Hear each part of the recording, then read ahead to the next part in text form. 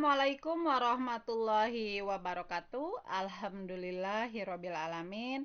Kita berjumpa kembali dalam kegiatan belajar melalui video pembelajaran. Kali ini kita akan membahas tentang jurnal penyesuaian. Pada video pembelajaran sebelumnya atau yang lain sudah kita bahas bagaimana cara membuat buku besar dan bagaimana cara membuat neraca saldo yang berasal dari buku besar. Jurnal penyesuaian ini merupakan rangkaian dari siklus akuntansi perusahaan jasa. Baiklah, sebelum kita belajar, jangan lupa subscribe channelnya, like, share, dan komen. Oke, kita langsung saja. Apa itu jurnal penyesuaian? Pengertian jurnal penyesuaian. Jurnal penyesuaian merupakan sebuah jurnal yang dibuat dalam rangka proses pencatatan saldo pada akun atau perkiraan guna menyesuaikannya dengan jumlah yang sebenarnya pada akhir periode. Itu jurnal penyesuaian. Kita lihat beberapa tujuan mengapa dibuat jurnal penyesuaian. Yang pertama yaitu untuk memisahkan akun-akun yang sifatnya masih campuran menjadi dua macam, yaitu akun real dan akun nominal. Kemudian, menghitung pendapatan periode tersebut dengan tepat.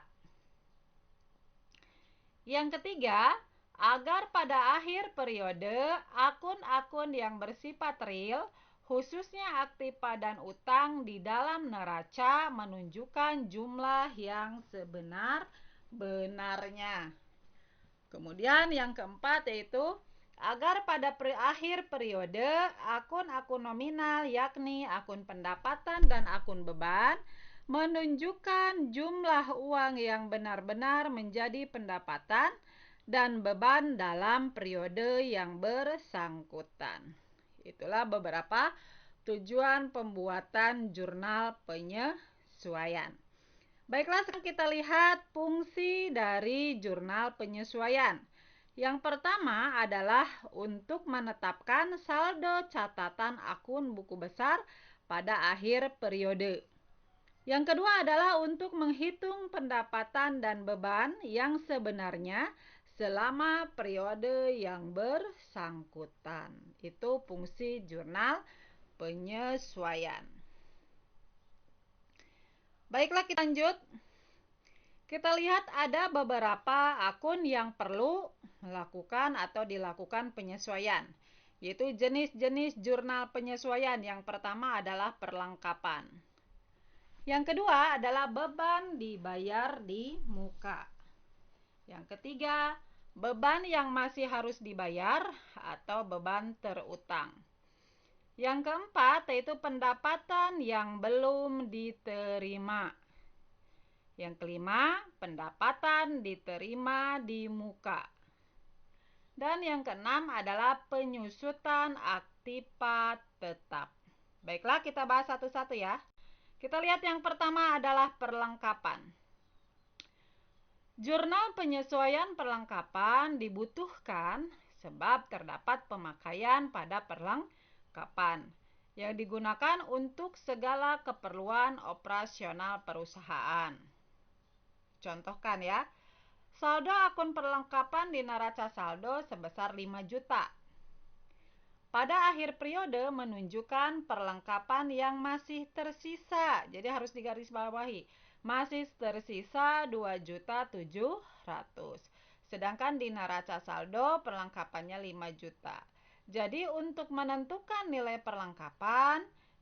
perlengkapan yang di neraca dikurangi dengan perlengkapan yang tersisa. Itulah sebagai beban. Jadi 5 juta dikurangi 2.700.000. Makanya perlengkapan atau pemakaian perlengkapan itu senilai 2.300.000. Sehingga jurnalnya untuk jurnal penyesuaian perlengkapan, debitnya adalah beban perlengkapan, kreditnya perlengkapan senilai 2.300.000. Oke, lanjut kita yang kedua yaitu beban dibayar di muka. Beban dibayar di muka adalah beban yang seharusnya dibayarkan tiap bulannya. Namun pada prakteknya dibayarkan secara langsung sekaligus setahun atau beberapa tahun. Jadi, apabila menemukan beban yang seharusnya dibayarkan pada periode mendatang, maka haruslah dihitung sebagai beban mana yang dilaporkan pada periode yang bersangkutan. Contohnya, tanggal 1 Oktober dibayar uang sewa 2.400.000 untuk masa 1 tahun. Sedangkan laporan keuangan itu adalah ada sampai Desember ya. Jadi kita hitung mulai dari Oktober, November, Desember. Itu senilai 2.400.000. Kita hitung sebagai harta dulu ya. Jadi kita hitung sebagai harta yaitu diperoleh dari 2.400.000 dibagi 12 sebesar 200.000. Kemudian 12 bulan dikurangi 3 bulan yaitu Oktober sampai Desember. Jadi 9 bulan kali 200 sama dengan 1.800.000. Jadi persamaannya adalah beban sewa pada sewa dibayar di muka senilai pada tahun yang bersangkutan itu dari Oktober, November, Desember. Berarti 3 bulan. 3 kali 200, 600.000. Jadi ini jumlahnya adalah 600.000 ya. Bukan 1.800.000 tapi 600.000. Jadi bulan pada tahun pelaporan. Jadi kalau dihitung dari Oktober, November, Desember 3 bulan. 3 bulan kali 200.000, 600.000 ya. Jadi ini bukan 1.800.000 tapi 600.000. Bagaimana, bisa dipahami? Oke, lanjut kita ke beban yang masih harus dibayar. Beban yang masih harus dibayar merupakan suatu kewajiban yang berasal dari beban yang telah diakui atau telah terjadi di dalam perusahaan namun belum dibayarkan.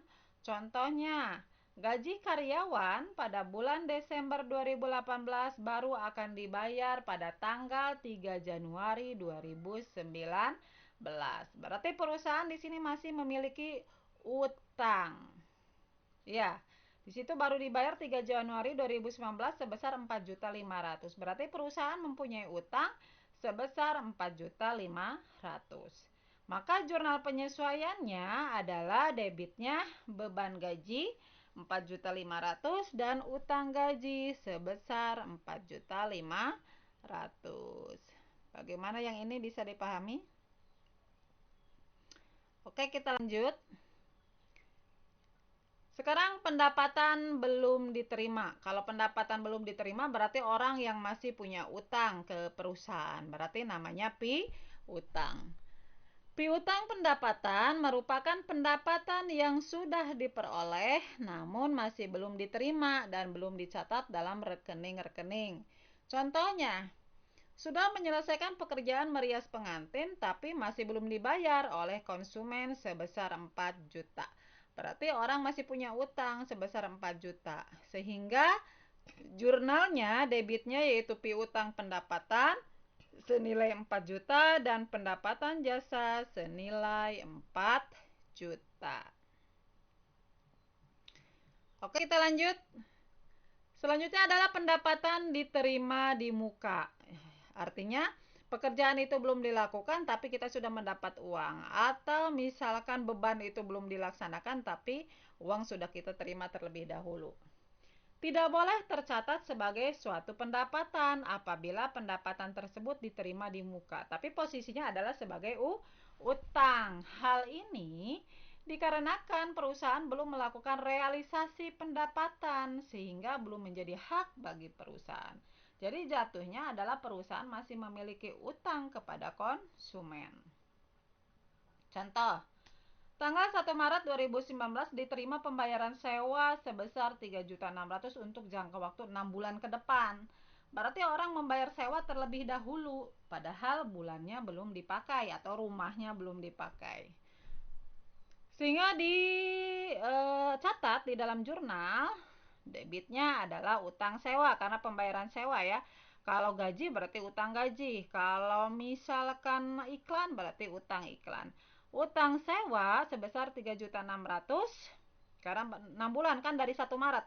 Maret, April, Mei, Juni, Juli, Agustus. Masih pada bulan itulah. 6 bulan sampai Agustus dibayar 3.600.000. Jadi debitnya utang sewa 3.600.000, kreditnya pendapatan sewa sebesar 3.600.000. Bagaimana? Sampai sini bisa dipahami tentang membuat jurnal penyesuaian pendapatan diterima di muka.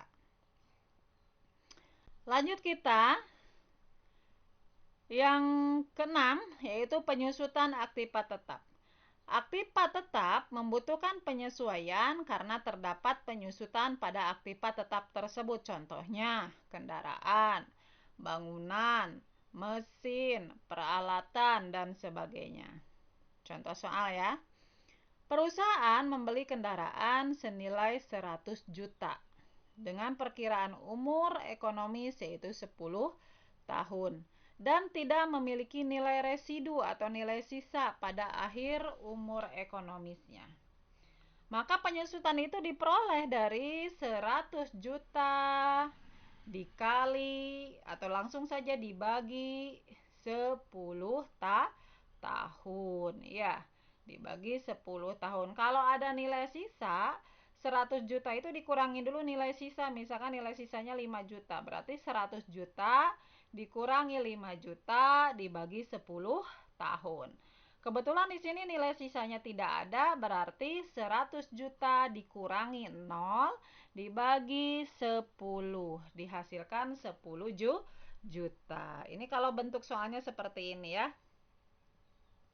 Jadi pencatatan jurnal penyesuaiannya, debitnya ini karena kendaraan berarti beban penyusutan kendaraan 10 juta. Kreditnya akumulasi penyusutan kendaraan 10 juta. Ini contoh. Bagaimana misalkan kalau ada contoh lain tentang peralatan misalkan ya. Peralatan disusutkan sebanyak 10%. Sedangkan nilai peralatan di neraca misalkan 10 juta. Berarti kita hitung 10% dari 10 juta. Berarti berapa? 1 juta. Benar ya. Berarti jurnalnya adalah yang debit beban penyusutan peralatan 1 juta. Yang kredit adalah akumulasi penyusutan peralatan sebesar 1 juta. Ya, bagaimana tentang penyusutan aktiva tetap bisa dipahami tidak? Bisa ya, mudah ya. Oke, kita lanjut. Kita lihat bentuk tabel jurnal penyesuaian. Ini contohnya saja. Ada tanggal, nomor bukti, ya kalau ada nomor bukti transaksinya, kalau nggak ada kosongkan. Kemudian keterangan, referensi, debit, kredit. Atau sederhana saja boleh tanggal, keterangan, debit, kredit. Hampir sama dengan bentuk tabel jurnal umum. Ini bentuk tabel jurnal penyesuaian. Mudah ya membuat tabelnya. Jadi kalau mengerjakan nanti dari soal langsung dimasukkan ke dalam tabel atau ke dalam jurnal penyesuaian. Oke? Oke. Jadi dari materi ini bisa kita simpulkan bahwa akun pendapatan diterima di muka itu membutuhkan penyesuaian karena waktu terus berjalan atau adanya prestasi yang diserahkan kepada pelanggan. Kemudian yang kedua adalah akun beban membutuhkan penyesuaian dikarenakan terdapat beban yang belum dihitung atau dibayar sehingga belum menjadi suatu beban. Yang ketiga, akun pendapatan membutuhkan penyesuaian. Tersebut adanya pendapatan yang belum dihitung atau bisa juga penerimaan belum sepenuhnya menjadi suatu pendapatan. Contohnya pendapatan yang masih harus diterima, padahal pendapatannya belum diperoleh. Sebenarnya itu adalah sudah menjadi suatu pendapatan. Selanjutnya adalah akun aktiva tetap membutuhkan penyesuaian karena terdapat penyusutan aktiva. Selanjutnya akun beban dibayar di muka, di mana akun ini membutuhkan penyesuaian sebab waktu sudah dijalani atau jatuh tempo. Dan yang terakhir, akun perlengkapan membutuhkan penyesuaian dikarenakan adanya pemakaian ya. Inilah kesimpulan materi kita dari jurnal penyesuaian. Sampai di sini dulu belajar tentang jurnal penyesuaian. Silahkan kalau belum jelas boleh ditanyakan di kolom komentar. Kalau ingin bertanya lebih lanjut juga boleh ditanyakan di kolom komentar. Semoga video pembelajaran ini bermanfaat dan dapat membantu kalian dalam belajar di rumah. Jangan lupa subscribe channelnya, like, share, dan komen. Semakin banyak subscribe, berarti channel ini bisa bertahan lebih lama dan mudah-mudahan seterusnya sehingga membantu orang-orang yang memang membutuhkan materi ekonomi, khususnya ekonomi kelas 10, kelas 11, dan kelas 12. Baiklah, sampai di sini dulu kegiatan belajar kita kali ini. Saya akhiri. Assalamualaikum warahmatullahi wabarakatuh. Bye bye.